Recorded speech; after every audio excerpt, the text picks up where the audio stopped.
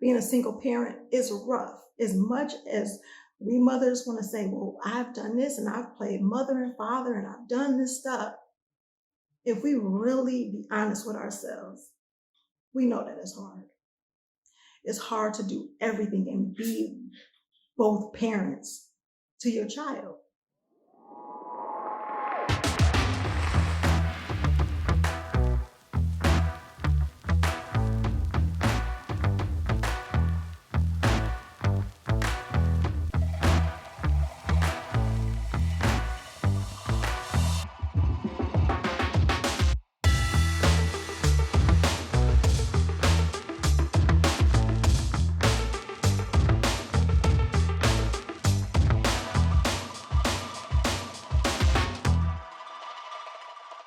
Assalamu alaikum, peace and blessings to all of you. It's Nyla, Coach Nyla of OutstandingPersonalRelationships.com. And if you guys follow us on our social media, on our Instagram, our Facebook, you guys know that we talk a lot about personal relationships. A lot of the relationships have to deal with marriage and polygyny. We don't just talk, or outstanding personal relationships, we don't just speak on or train on or teach on having outstanding relationships only in marriage and polygyny. We talk about having outstanding relationships all around the board. One type of relationship that we have not touched on, but we get questions about, is the single parent relationship, and how to pretty much thrive or enjoy life as a single parent until you get married. Because here's the deal. We talk about outstanding personal relationships. And yes, I'm so pro-marriage. It's not that being single is bad or anything like that, but because we believe in a unit, believe in the whole family and the holistic type unit, it makes that a better choice, I would say, and just a better way of raising children. I'm going to say this for this reason. I've experienced single parenthood. Yes, I'm married now. You see that I'm in polygyny, those who follow us. And of course, if you follow us, you know my story, at least a bit of it, where I've had 2 children before I entered polygyny. And one was before Islam in a previous relationship, and the other was from a failed marriage. So I was a single mom twice.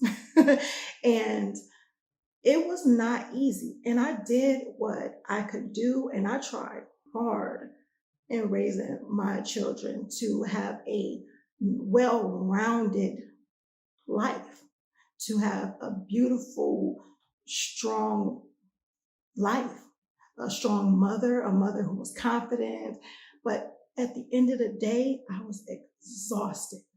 And this is what I used to say: for the greater good. That's my motto. It's still my motto now.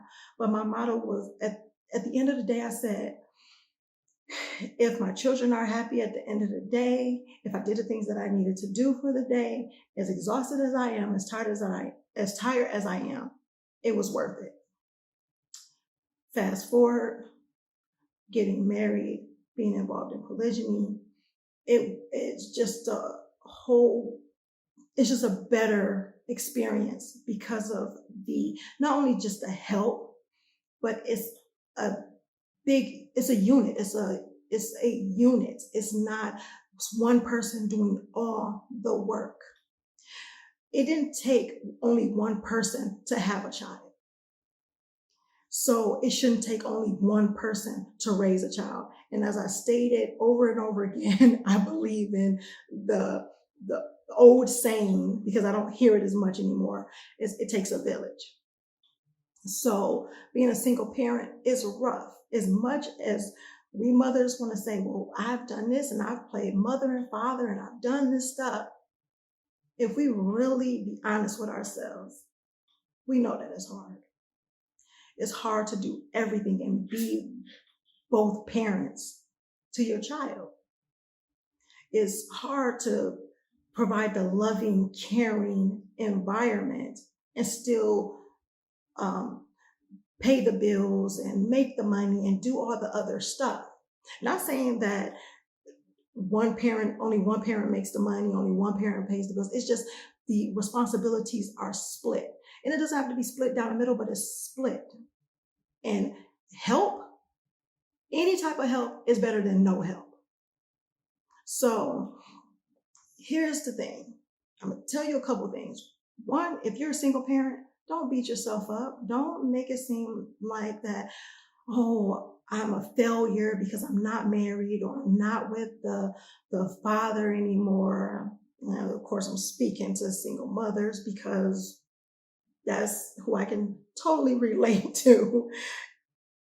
Don't beat yourself up, because a lot of times we can be very hard on ourselves. And a lot of times we can be hard on ourselves because of the stigma society puts on a single mother. One, what did she do? Or she should have chose better, or you never know the situation. So that in itself is wrong, but we can't control what other people say or think, but we can control what we say or think about ourselves. So for one, don't beat yourself up. Two, make sure you're caring for yourself. And as I stated before, having that assistance, having that help. And I know people say, well, I can hire someone to help. I can hire this. But think about the future. Think about the legacy you want to leave. If you say you have a son, do you want the legacy to be that they're not to be a role model to their children, a good role model to their children, if they had any type of children, or that is okay to leave the mother high and dry, or any type of thing like that, because like, oh, well, just like my mom took care of me, oh, my wife, or I mean, not my wife, because that wouldn't be the case if they're a single parent. It's like, it wouldn't matter. She'll take care of it. Would you want that? See, sometimes we don't think about that. We think about what we do, that I can handle it. I'm strong. I'm taking care of this. I have the control. If I have to have somebody else or depend on somebody else, I lose control. You gotta look at it deeper than that. It's not just about you. So you want to make sure that you're thinking about the long term and the legacy and the example you want to leave with your children, or that you want to lead and show your children. So that was if you had a son. Now, if you have a daughter, do you want to put it in her mind that it's okay for a person to not take care of the responsibility, leave her high and dry, as long as she's a strong woman and work and do this other stuff? And it doesn't matter how exhausted she is at the end of the day, because she had to control, or whatever the case may be. But it's the cycle of saying, you know what? Do it on your own. People don't have to be responsible for their responsibilities or anything like that. So we got to look at that. So speaking to you as a single mother, or not as a person who was a single mother, who went through the struggle of trying to figure out, and I had a son and a daughter being a single mom. So I'm like, how do I teach my daughter to be strong and to also choose right? Now I teach my daughter about marriage.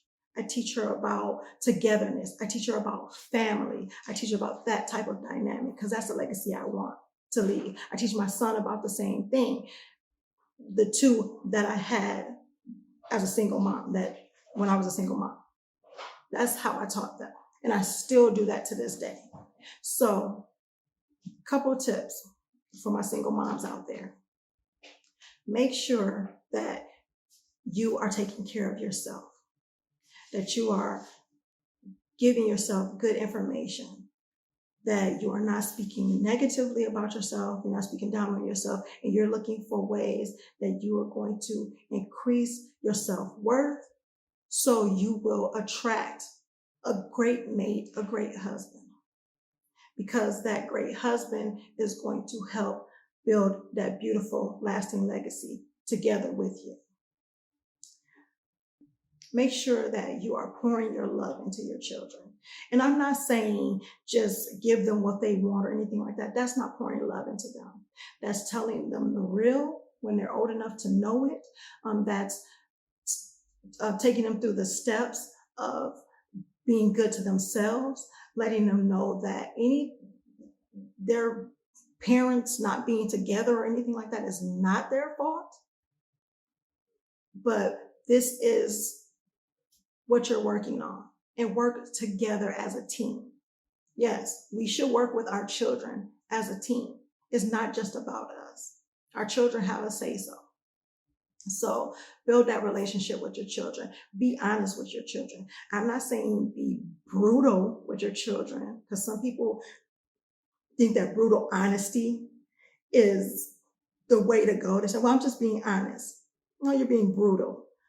That's not what I mean. I mean, being honest, letting your children know the deal and knowing the plan and developing a plan together as a family. And just continue to grow and get better, and don't